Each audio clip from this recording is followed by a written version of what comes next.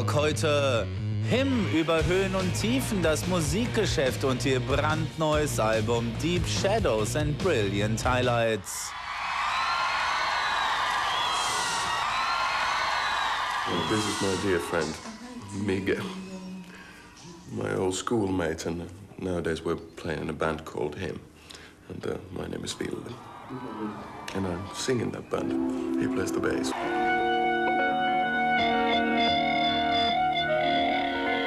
I know it's been brilliant all times. It's more about the contrast, you know.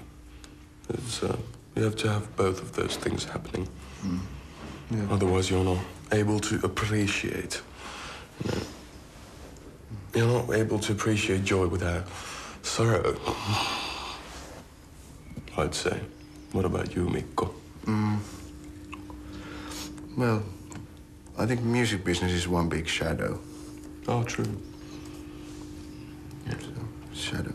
So. The highlight is the fact that we're able to play music. The music is the highlight, yeah. Music is the highlight, the business is the... Shadow. Shadow, so yeah. Those are the highlights and shadows in music business. There's nothing wrong with the business, but there's... the people usually tend to be fucked up, yeah. You know, they're the people who think that because they're good at calculating money that they are good in music too.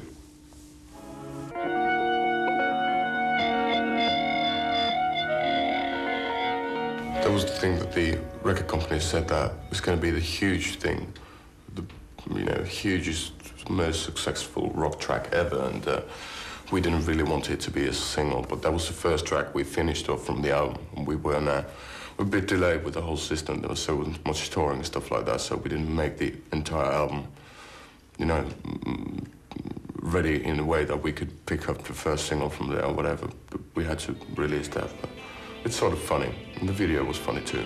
We're not a singles band. We're a band which makes albums. And, you know, that's about it, really. I consider an album being, you know, more than just like having like radio singles or whatever and then a couple of fillers. I consider an album to be a concept which starts from, you know, there's a beginning and there's an end.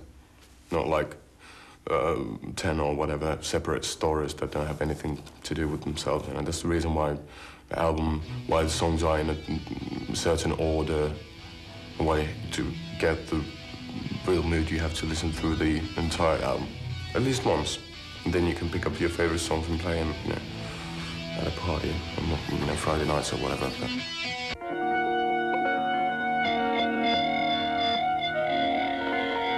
Well, I've been, you know, finding many kind of like spiritual, in-depth answers for my existential list problems from Black Sabbath's Black Sabbath, and I don't believe anybody to exactly get into the mood which I was in, or get that mood out of the song in a way that I do, you know.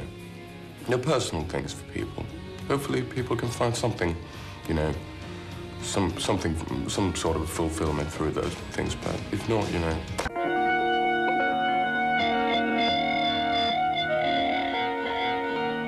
Like the label would have wanted us to try to recreate exactly the same album's Razor Blade Romance, you know.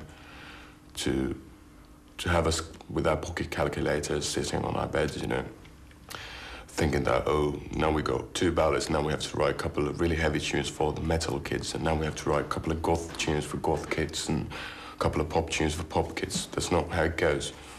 We're people playing music and we do the music which we like, and hopefully there will be people who like it as well, but we're not whores.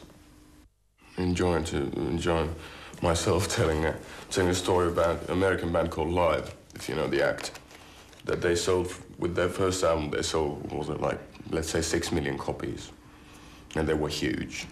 And then the second album sold, was it 3 million copies, and that was considered to be a flop, which tells you a lot about record industry in general.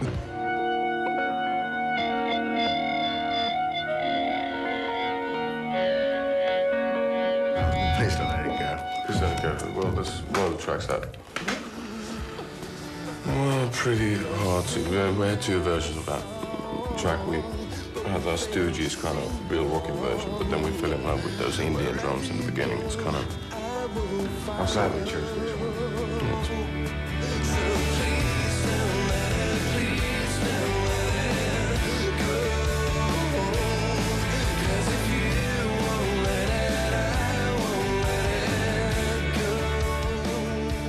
Yeah, Beautiful is my favorite track. So I tribute to John Frusciante. It's sort of a lo-fi, drum machine-driven, shitty, pompous love tune. Just one look into your eyes, one look and I'm crying, 'cause you're so beautiful.